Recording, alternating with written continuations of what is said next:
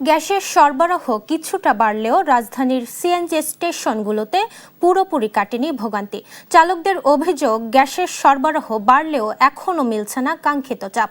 সপ্তাহের প্রথম কার্যদিবসে সড়কে গাড়ির চাপ থাকায় কোথাও কোথাও তৈরি হয়েছে জটলা।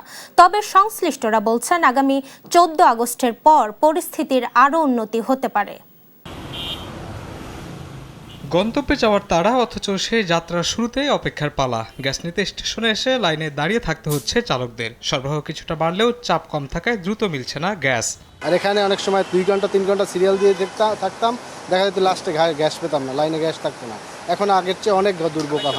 আগের চেয়ে কিছু বলা অন্ধবন রয় নামনের 60 দিন গেছে বদ্ধ, অন গ্যাস তো প্রেশার কম।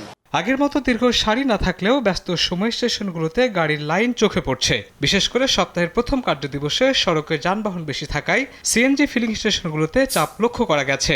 সকালবেলায় মনে করেন আপনার সবারই গ্যাসের প্রয়োজন, গ্যাস ঠিক মতো থাকে না, 120 110 এরকম প্রেশার থাকে। এখনও তো কারণ ভালো একটা পাম্পে যেটা প্রেশার যদি একটু বেশি নিতে দেয় তাহলে 3 ঘন্টা লাগে গ্যাস নিতে। চালকদের অভিযোগের সঙ্গে একমত স্টেশন কর্তৃপক্ষ। তারা বলছেন, সরবরাহের পাশাপাশি গ্যাসের চাপ কাঙ্ক্ষিত পর্যায়ে ফিরলেই কমবে স্টেশনগুলোর জটলা ও চালকদের অপেক্ষার সময়।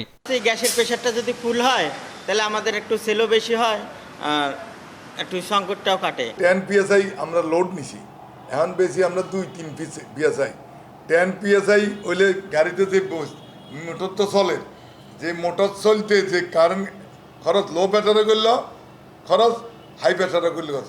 হাই প্রেশারে হলে আমরা বেশি বিক্রি করতে পারি, তাহলে আমাদের বিদ্যুতের খরচ কমে যায়। গ্যাস সরবরাহ ও চাপ স্বাভাবিক করতে কাজ করছে সরকার। আগামী 14 আগস্টের পর পরিস্থিতির উল্লেখযোগ্য উন্নতি হতে পারে বলে আশা করা হচ্ছে। শাহিনুর ইসলাম সাগর, দেশ টিভি, ঢাকা।